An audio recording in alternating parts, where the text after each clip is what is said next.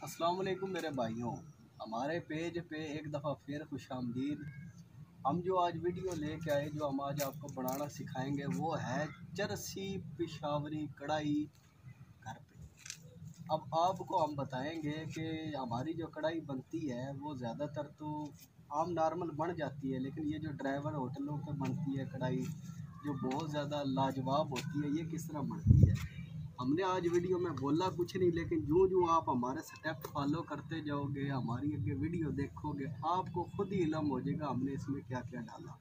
सादी सी तरकीब है, लेकिन एक चीज़ ज़हन में रखनी, आपने टमाटरों की जो मकदार है वो थोड़ी सी ज़्यादा रखनी।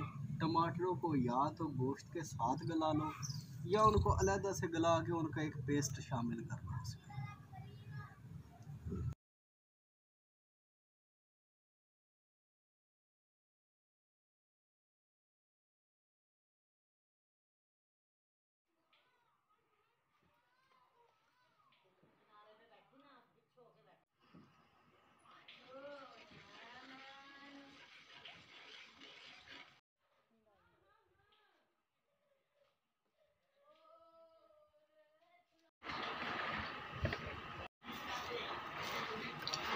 अरे तो बोलते हो हम ज़्यादा कैसे बोल रहे हैं।